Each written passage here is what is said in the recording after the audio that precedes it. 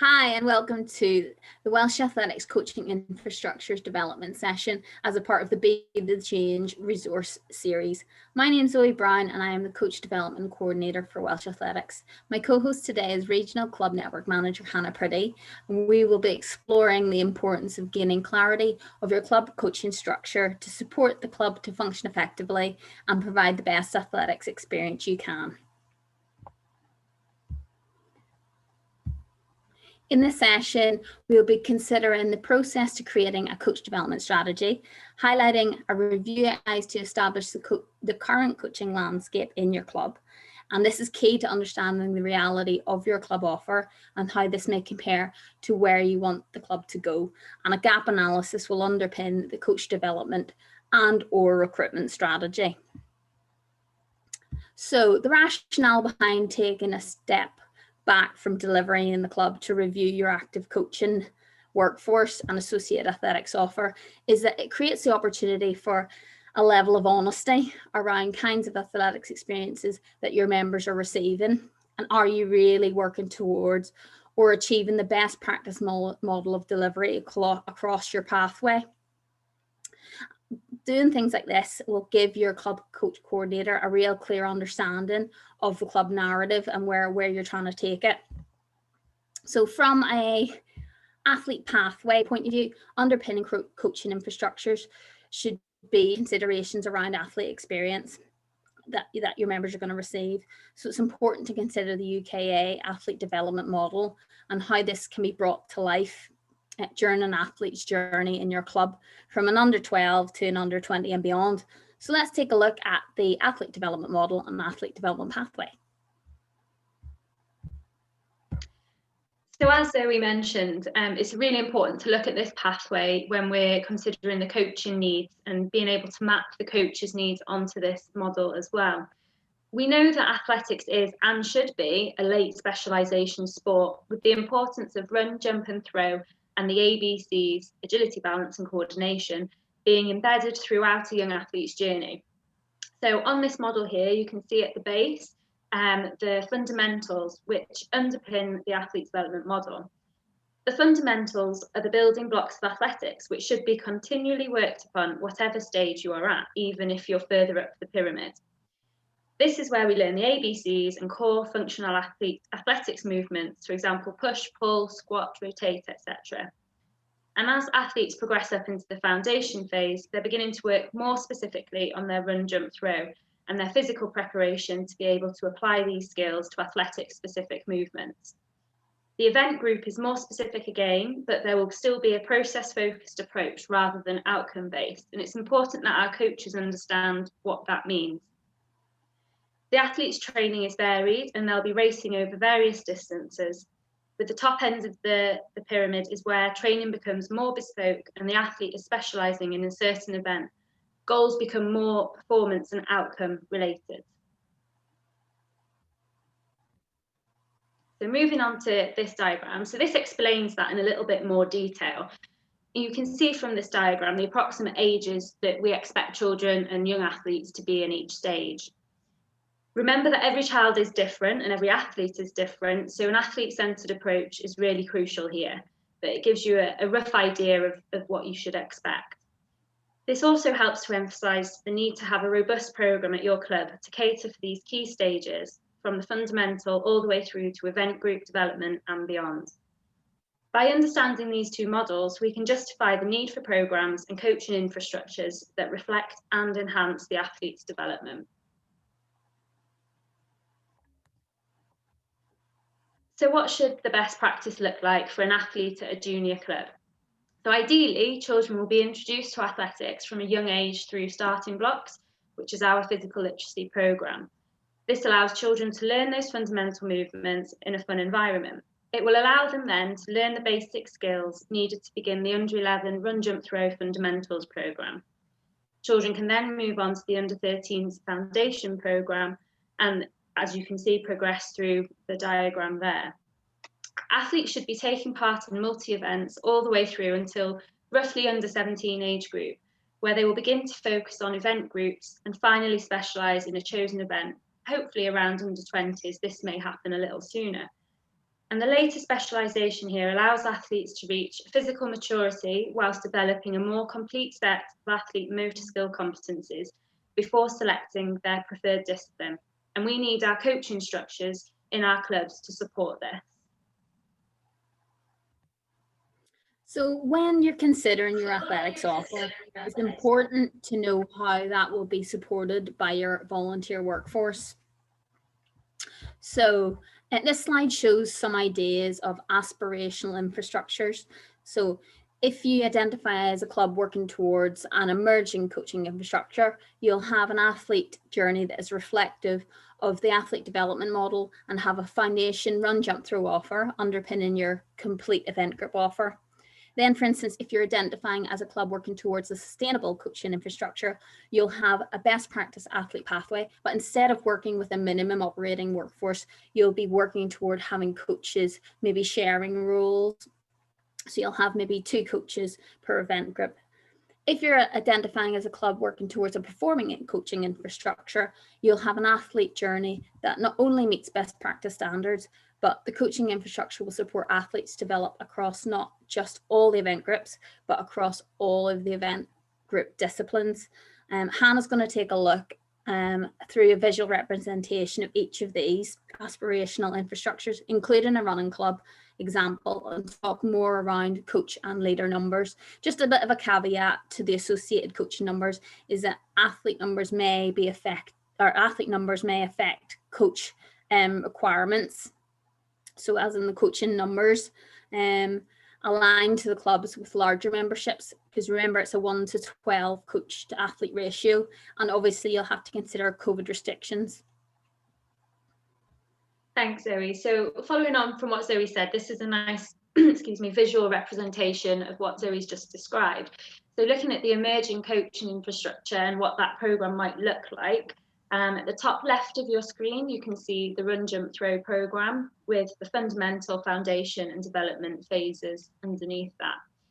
At the bottom of your diagram, you can see the event group programme, and with each of the specific event groups along the bottom with the athletics coaches, the qualified coaches there. Now you can see that they only have, in this example, 8 coaches in total. So 6 athletics coaches and 2 coach assistants. And I think that's important to notice here, that even with the lower number of coaches, you can still offer a full event programme. You can still offer a full run, jump, throw and an event group programme. You may just need to be a little bit creative on how you deliver that and how that looks. But it allows there to be a clear pathway from under 11 through to the under 17s and 20s and beyond. So moving on to the sustainable coaching infrastructure, this allows for there to be more of a succession plan to be put in place while still offering the full programmes. So there's slightly more coaches involved here. We've got 16 coaches, so 12 athletics coaches and 4 coaching assistants. So whilst they have larger numbers in coaches, they've also got a larger capacity and more athletes to deliver to. So making it sustainable is really important. And they're allowing here for that pathway of not only the athletes, but the coaches. The coaches can come from the coach assistant pathway, and they've got that opportunity now to shadow and work with other athletics coaches in the event groups to progress on their own learning. So the performing coaching infrastructure, which again, the coach number has increased, 5 event group coaches, 9 athletics coaches and 9 coaching assistants. This allows there to be a firm athlete and coach pathway through the run, jump, throw and event group programme.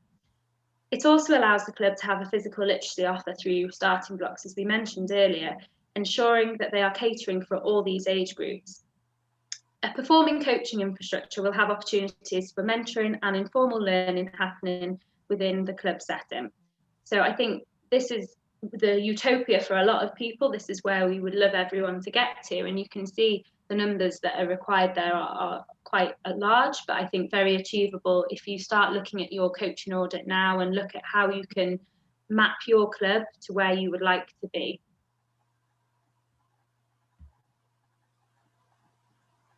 And finally, just looking at the emerging running club coaching infrastructure.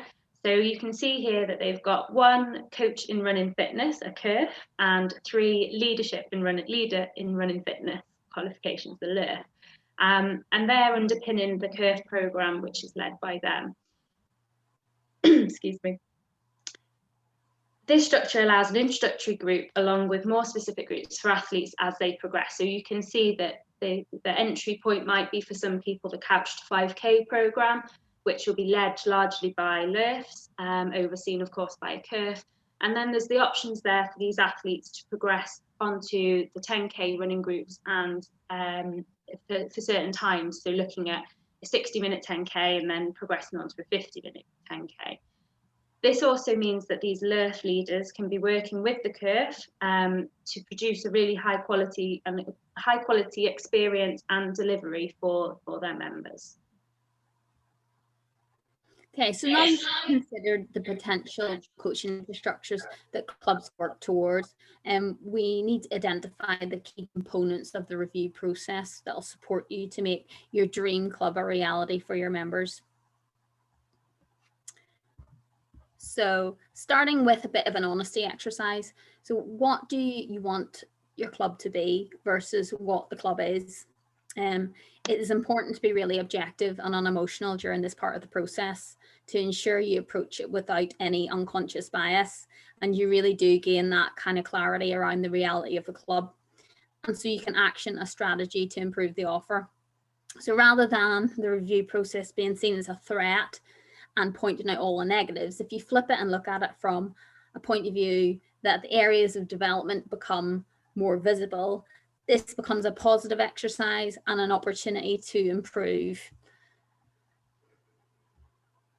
So after identifying what you want the club to be, you want to kind of consider, centering the club in its reality by completing this coaching audit. So the coaching audit should be reflective of active coaches.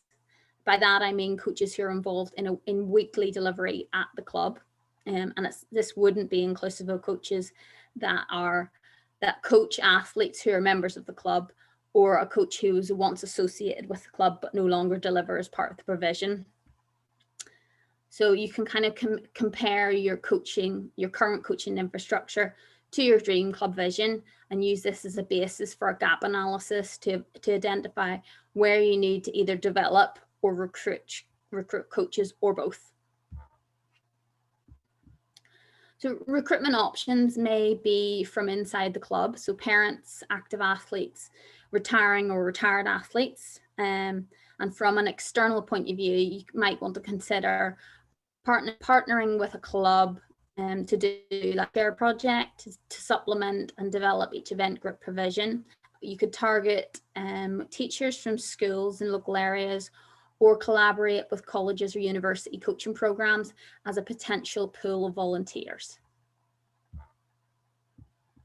I think another thing to consider when you're developing your coaches is the fact that, in order to make sure that they have a best practice experience and that they develop in that particular arena, it's the timeline that you have to consider. So how do you want your coaches to develop and how long will this take?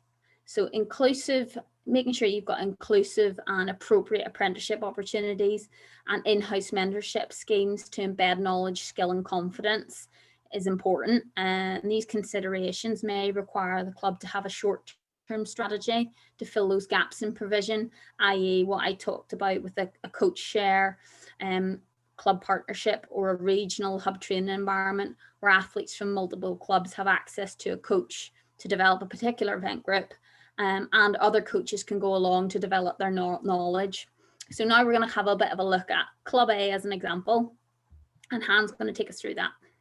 Okay, so introducing Club A. So they are a club with around 215 members. It's a fairly even split of junior to senior athletes, approximately 125 juniors, 90 seniors, and an even split roughly of male to female. The club is growing and it's got new opportunities to increase their membership. And they also have a fairly large coaching workforce, around 27. But greater analysis is needed for the club to understand what this looks like in practice. So we're going to have a little look at that analysis in detail now. So we want to use the coach audit to help us get Club A to utopia. So looking at the data from the audit, we want to find out what these figures actually mean. So as you can see from the figures on this diagram, Club A is effectively an emerging club, which Zoe discussed earlier. They've got 5 athletics coaches and 14 coaching assistants. They also have an offer for off-track running and have a number of unqualified volunteers. And by this, I don't mean that they've got no qualifications whatsoever. I mean that they're not qualified on our British Athletics coaching pathway, so that they're also supporting these sessions.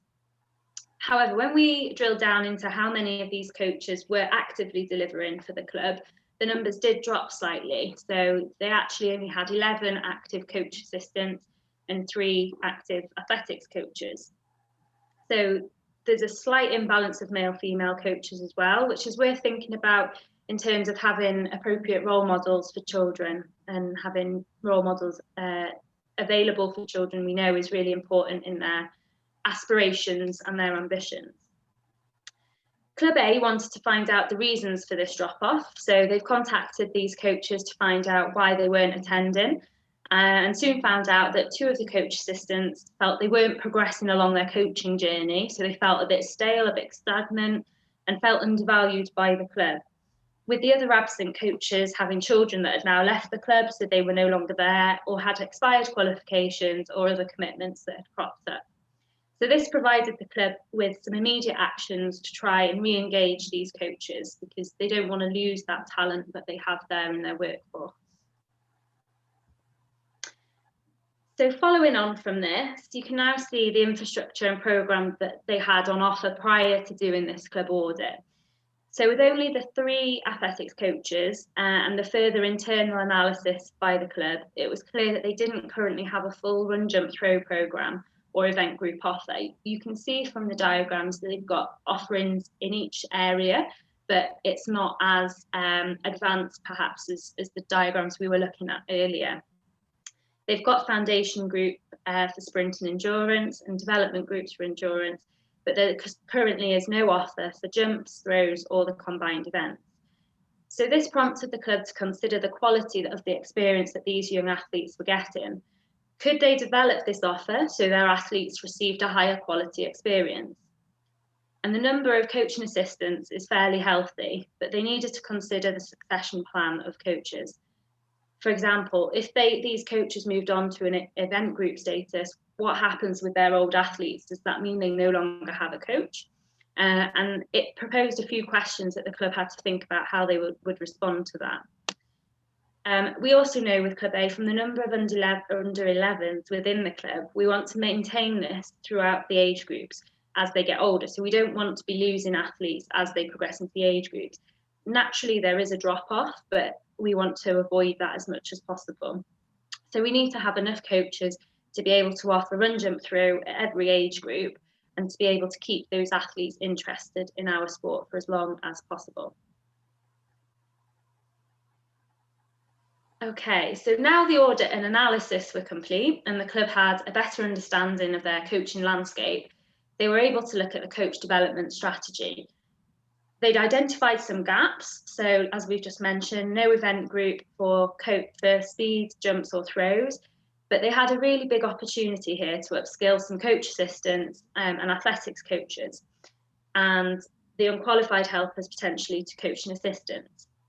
So they mapped out the diagram shown for their utopia, and as you might recognise, those with an eagle eye, this is probably the sustainable coaching infrastructure that we showed earlier. And they began to look at solutions. What could they now introduce to make sure that they could get as close to that utopia as possible? So they realised the importance of identifying coaches' ambitions and interests, and within which discipline these coaches wanted to develop. The coach coordinator at the club spent some time chatting to the workforce, finding out what they were interested in, and investing this time in coaches help these volunteers and these coaches to feel very valued and feel as though they can help contribute towards the club and towards creating this utopia and a sustainable workforce. I will say here, remember, it is okay if people want to stay as a coach assistant. They don't have to progress up the coaching ladder. And the club identified the possibility to offer these coaches a mentor so that they continuously can develop their skills without undertaking and having that commitment to a formal qualification. Club A's coach coordinator realised the importance to identify ambitions of these unqualified volunteers early on to create a development pathway for them too. Again, coming back to that whole notion of making people feel valued. And we mentioned that from some digging around, they found that some of their coaches weren't coaching with them anymore because they felt it had gone stale, like they weren't progressing, they weren't developing individually themselves. The club wanted to encourage run, jump, throw all the way through from under 11 up to under 17 and recognised the importance of this succession planning in recruiting more volunteers to support their vision. So he's mentioned some great ways of recruiting new volunteers. Okay, so if you're looking at this particular diagram, it just gives you an overview of maybe some of the kind of exercises and the things that the club coach coordinator would actually do. So they would not just facilitate the auditing process, i.e. the data capture and the data analysis. They'd work with the club committee to understand the narrative of the club and its current state, and collaborate to discuss the coach development and recruitment strategy aligned to the overall club development strategy. And then on an individual level, as Hannah alluded to, they would help profile the new volunteers to the club and identify and facilitate an appropriate pathway of development. And Hannah's going to take you through Emily's journey. Thanks, Zoe. So as we've mentioned, taking the time to find out about individuals in our club is really important. And I wanted to capture this journey of an individual. It's probably quite a common story and something people can relate to and recognise within their own clubs. So Emily first started athletics when she was quite young. She represented Wales as a junior sprinter and continued with athletics until university, but soon became injured and left the sport at around 20 years old. She returned to the sport 25 years later when her children joined Club A. So she already had this background of an interest in athletics, but now her children were excited to join a club as well. So she was looking forward to coming back into the athletics world. And after joining her children, she was soon approached by the club to see if she would be interested in helping out with the groups, which she agreed to. She was there, why not? Might as well give it a go. The coach coordinator spoke to Emily about the coaching pathway, so described the various development through the coaching pathway, where she could go if she was interested. And this really sparked an interest in Emily. She had that passion for the sport already, and thought this is a great opportunity for her to continue on that journey now as a coach as opposed to an athlete. So Emily began regularly supporting the coach assistant at her club and decided to complete the coach assistant qualification herself, which the club supported her through. From the really good coach coordinator investing time in Emily, the club knew she had an interest in sprints and would like to develop her coaching skills and work towards the event group with speed. Emily worked with the coach coordinator to find a mentor for her from a neighbouring club who coached speed. So as we know, Club A hasn't got any speed offering as such within the club. So they went a little further afield to a neighbouring club to see if she could shadow someone there. So after 12 months as a coach assistant, Emily was ready, after some shadowing experiences with the neighbouring club, to continue her coaching at Club A and complete the athletics coach qualification, and then to specialise in the event group of speed. Emily qualified as an athletics coach and was now able to deliver to her own under-17 speed group with the support of a coaching assistant. So from her own experience over the last year or so, Emily had recognised the importance of coach assistants supporting and learning from others as part of her own development. So she was keen to guide others in that same process so that they could also learn from what she was doing. So I think it's really important here that with a little time and effort from Club A, so it's not too hard to have a conversation with someone, they were able to upskill Emily and get one step closer to their utopian dream. So the next two slides that we're going to look through now are going to show the short and long-term goals that the club put into place to get to Utopia. They prioritised their needs into a 2-year plan because this also enabled them to maximise on grant funding to help fund the qualifications, but also make the tasks more achievable. So it wasn't too much to focus on at one point. They could spread it out a little bit. So during year 1, through the audit that they'd done, they knew they had an abundance of coaching assistants. So only focused on putting one unqualified helper, which was Emily, through the coaching assistant qualification. She was keen to do the course and could attend the training, so it was a great fit. Other unqualified volunteers were paired up with the existing coach assistants or athletics coaches that they had in the club so that they could begin to get some informal mentoring and learning happening. And the club took time to develop this offer, reaching out to other clubs again to support coach development, particularly in these areas that they didn't have experience within the club, the jumps, the throws and the speed. The club also took advantage of sending their coaches on regional development activity days to learn informally from event group specialist coaches and the national talent development coordinators. So looking at the athletics coaches, they decided that this was a massive priority. It was somewhere that they had a really large gap with only having a small number of qualified athletics coaches. So they decided to maximise the grants on this and get 4 coaching assistants qualified in the athletics coach area. They knew that they were lacking in the jump speed and throws. So again, coming back to that, having a conversation with these coaches to find out their interests. Would they like to go into jumps? Would they like to go into throws? And they were able to match these coach assistants to in line, I guess, with where they wanted to take the club. So this would allow for there to be some development in the run, jump, throw and the event group specialisation sections in the club. But it also meant that there was more athletics coaches that could support with specific run, jump, throw sessions. And by year 2 of this plan, a large number of the under 13 and under 15s would be moving up the age group. So they needed to have this in place ready for that so that they minimised the risk of losing these athletes at that age group. As we know, that's the prime time for teenagers to drop out of sport. And we wanted to avoid that as much as possible by being able to offer them an exciting new group that they could progress into. So on year 2, Club A were able to increase more unqualified volunteers to coach and assistant. As they tracked the event groups that they were interested in, they were mostly able to match them with the athletics coaches delivering those disciplines and begin their upskilling process. Club A upskilled 2 more athletics coaches as they wanted to ensure that they had a full offer. Even if it was a small offer, they wanted a full offer across all the event groups.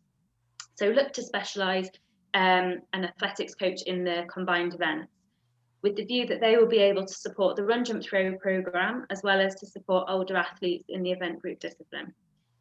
The second discipline chosen for the athletics coach was the endurance. The endurance section at this club is really popular and is a long-standing sort of tradition, if you like. So they wanted to be able to keep up with that demand and keep things fresh by introducing another coach. They also looked at upskilling a member of their social running group to become alert because their social running programme, particularly at the Couch to 5K end, had really taken off. So they wanted to be able to offer another addition there with a LERF qualified coach to be able to take that further. So this allowed Club A to support senior members and the club continues to grow their social running and senior membership because of introducing this additional LERF qualified coach. Okay, so really good insight there into Club A. Just wanted to kind of give a bit of an overview of the benefits of reviewing your club's coaching infrastructure. And it's not simply restricted to the athletes in that the athletics offer will become more diverse, but also the volunteer experience will be more supportive, less exhaustive as the clubs develop towards a sustainable coaching infrastructure and take into account the need for succession planning. So thank you so much for viewing the session. We really hope you found it insightful and helped you identify the key processes involved in reviewing your club's athletics offer. If you're an affiliated Welsh club and you would like to have support in reviewing your club's coaching infrastructure, please email myself or Hannah Pretty. As you can see, emails are on the screen, and we will organise a virtual Zoom workshop with you. Thanks so much for your attention. Really, really appreciate it. Thanks, Han. Thank you.